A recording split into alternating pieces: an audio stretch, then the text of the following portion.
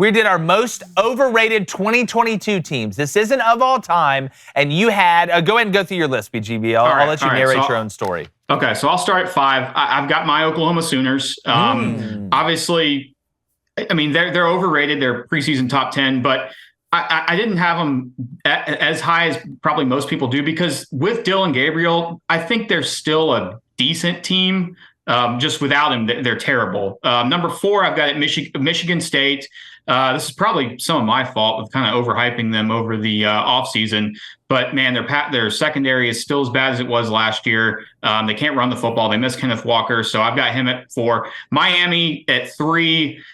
They got just boat raced by Duke on Saturday with like 30 people in the stands and just – man, I mean, we heard all this from Canes fans all offseason. Tyler Van Dyke, Heisman, Tyler Van Dyke, and he misses Rhett Lashley for sure at SMU. Then I've got Notre Dame at 2. I mean, losing to Marshall, losing to Stanford, it's just typical offseason hype for them. And then number 1, I think, is the obvious Texas A&M. I mean, can we please stop putting them in the top 10 every offseason? Because it's going to happen. They're going to get 5-star recruits in their next recruiting class, and the 24/7 composite rankings are going to come out, and they'll be in the top 5, and then all the voters and writers are going to put them in the top 10. And as long as Jimbo Fisher is calling that offense, they're not a top 50 team. So Big Game Boomer, do you think there should be an NCAA ordinance that Texas A&M is not allowed to be ranked in the top 10 preseason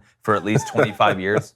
Yes, please. Let's you would do be it. behind that? They got to earn it. What have they done? I mean, the COVID year when they won 10 games and beat 8-4 Miami or UNC team in the Orange Bowl. I mean, that's the best they've done in 50 years or in the 90s. So I'm tired of the A&M hype. I didn't believe it in the offseason, and here we are. Every year.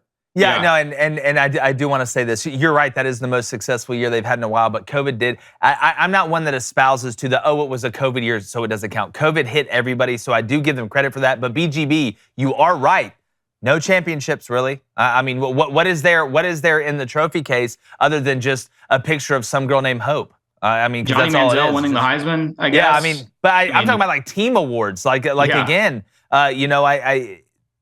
it's getting to the point now, and I do think Jimbo needs to bring in an OC. We've talked about that. But A&M, you get what, 4 players, Wayne, from that freshman class suspended indefinitely? I heard 4 players are suspended indefinitely in that freshman class for A&M. I mean, it's all encompassing right now. You know who you need? There's one guy that can fix this. We say this on the show all the time. John Taffer. Bar rescue. Oh. Bring him into A&M, let him walk in the facility, let him start screaming at people, let him walk into the kitchen, talk about how greasy he is. Let's look at the locker room. Why is the socks not up? Why is there paper everywhere? We need John Taffer to go to College Station and just start screaming at everybody. He'd be great in the yell leader stuff, too. He'd fit right in. Or either that or let's look at the science behind it. All right, let's bring John Brinkus in. You want to bring John Brinkus? You love some John Brinkus. Let's figure it out. If there's anybody go out there, look, I don't need Bob Lazar.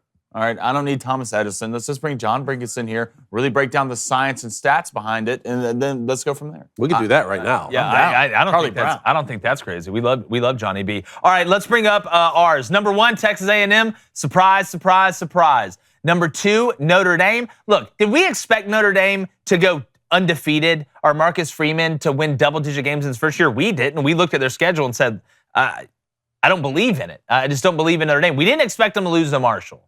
We didn't expect them to look that bad. Marshall can barely win a game in the Sun Belt right now. Yeah. We didn't expect them to be that bad offensively challenged. I mean, now, Iowa makes them look like the Globetrotters, but, in retrospect of how good Notre Dame typically is, it's not even close. Number 3 is Oklahoma. Obviously Dylan Gabriel going out. Anytime you lose your starting quarterback, especially in your first year at a new place, it's going to be tough. But the defensive speed in the secondary and in the backfield has to pick up. I mean, they are getting outran by everybody. And we're used to seeing Oklahoma not really lack team speed, but tackling. Tackling's always been Oklahoma's problem. Then 4 is Baylor, Cone. Yeah. Baylor, Dave Arand and them coming off a hell of a year. You get Blake Shapen coming back. You getting some of that defense back. But One Punch Man struggled out there.